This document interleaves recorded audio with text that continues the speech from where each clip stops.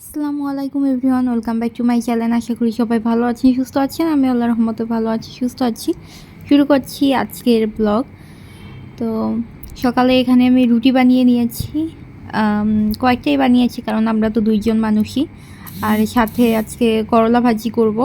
তো করলা আর ওই যে ছোট যে আলু হয় একেবারে কিট্টু সাইজের, সেই ছোট আলুগুলো দিয়েছি। আর এখানে মরিচ কুচি করে নিয়েছি, পেঁয়াজ কুচি করাই আছে। আর করলা ভাজি করব। তারপরে এখানে চিংড়ি মাছ আলু দিয়ে ভেজে নিচ্ছি। চিংড়ি মাছ আলু পেঁয়াজ রসুন মরিচ এগুলোতে ভেজে নিচ্ছি, এগুলোকে ভেজে ভর্তা করব। এই যে চিংড়ি মাছগুলো গতকাল নিয়ে আসছিল, আপনাদের সাথে শেয়ার করেছিলাম, সেগুলোর মধ্যে কাঁকড়াও ছিল, ছোট ছোট কাঁকড়া। এগুলো হয়তো সামুদ্রিক চিংড়ি, বেশ কয়েকটাই কাঁকড়া পেয়েছি। তো এগুলোকেও ভেজে নিচ্ছি, এগুলো ভর্তা করব। তো সকাল সকাল আমি সব রান্নার কাজ করে যাচ্ছি। তারপরে লাউ দিয়ে চিংড়ি মাছও রান্না করব। ইকরা ঘুমিয়ে থাকতে থাকতেই আমি সব কাজ করে নিব। আজকে খুব সকালবেলায় ওঠা হয়েছে। রান্না বান্না শেষ করে তারপরে আবার ইকরার জন্য খাবার বানিয়ে রেখে যাব। তো ইকরা আর ওর বাবা থাকবে বাসায়। ওরা বাসায় থাকেনি, ওরা রমনা পার্কে গিয়েছিল। রমনা পার্কেই ছিল 2-3 ঘন্টা। ইকরা ওখানে আবার ঘুমিয়েও ছিল। আমি এদিকে এক্সাম দিয়েছি, এক্সাম আমার হয়েছিল 3 ঘন্টা।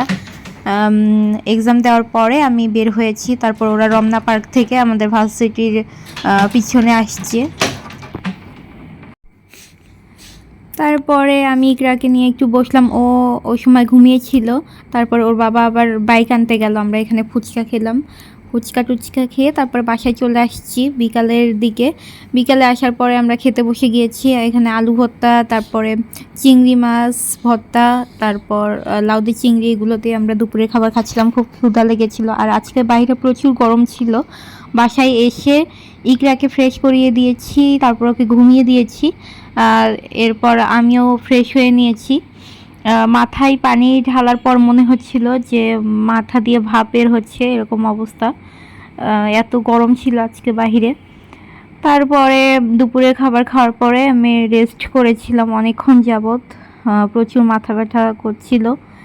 তারপর সন্ধ্যাবেলা এখানে ইকরার বাবা বললো যে খাবে, চিকেন গ্রিল খাবে। তো বাসায় তো টক দই ছিল না, টক দই দিয়ে খুব ভালো হয় গ্রিলটা। তো টক দই ছাড়াই সিম্পল করে বানিয়ে নিচ্ছি। এখানে চিকেন 2 পিস নিয়েছি আমাদের দুইজনের জন্য। এগুলো খাওয়ার পর রাতে আর ডিনার করতে পারিনি, এগুলোই আমরা রাতেও মানে পেট ভর্তি ছিল আমাদের, সন্ধ্যার দিকে খেয়েছিলাম এগুলো। তো মুরগিতে আমি সব রকমের মশলা দিয়েছি, তারপর টমেটো সস দিয়েছি, দিয়ে ম্যারিনেট করে রেখে দিয়েছিলাম। তারপর এদিকে লুচি বেলার ডো করে নিয়েছি। তারপর এই চিকেনটাকে ধীরে ধীরে রান্না করেছি, এপিঠ ওপিঠ 2 পিঠ করে সুন্দর করে গ্রিল করে নিয়েছি। এদিকে লুচিও ভেজে নিলাম। বেশ কয়েকটা লুচি হয়েছিল, এখানে তো 4টা দেখাচ্ছি। প্রায় 15টার মতো লুচি হয়েছিল। আমরা দুজনেই 15টা লুচি খেয়েছিলাম, এত ভালো লেগেছে। লুচিগুলো কিন্তু বেশ বড় সাইজেরই ছিল, এখানে ছোট দেখা যাচ্ছে। তারপরে এখানে শসা কুচি করে নিল, তারপর সস নিয়ে নিল।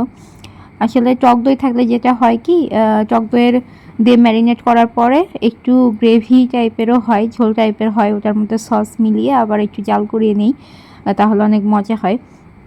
তো আমার হাতের এই গ্রিলটা সবাই অনেক পছন্দ করে, আমার রেস্টুরেন্টের ওগুলো ভালো লাগে না। সব থেকে মানে বাসায় যেগুলো বানাই ওগুলোই ভালো লাগে।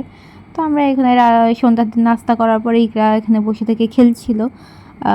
ও বার্থডেতে যে খেলনাটা গিফট পেয়েছিল সেটা দিয়ে খেলছিল। প্রথম প্রথম তো হাতি ঘোড়া জিরাফ এসব দেখে খুব ভয় পাচ্ছিল, এখন একটু করে টাচ করে, একটু চেনা চেনা হচ্ছে এই হাতি ঘোড়াগুলোর সাথে। তো এই রিংগুলো দিয়ে এই অ্যানিমেলগুলোর উপরে ফেলতে হয়, যেভাবে আমরা খেলি টয় গিফট পাই ওই গেমটাই এইটা। তো ওই ঢোকানোর চেষ্টা করছিল ইকরা হাতির মধ্যে, পাচ্ছিল না, অনেক ট্রাই করেছে, পায় নাই।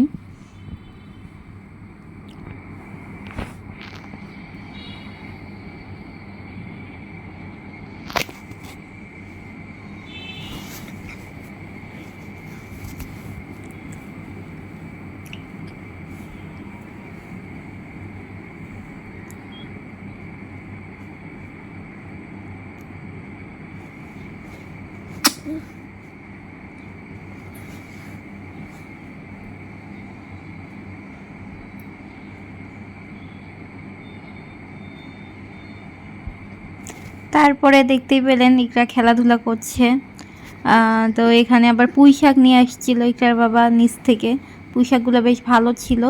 তো পুঁই শাক দিয়ে ডাল খাবে, আমাদের বাসায় সবাই পুঁই শাক দিয়ে ডালটা অনেক পছন্দ করে, তো এই পুঁই শাক দিয়ে ডাল রান্না করব।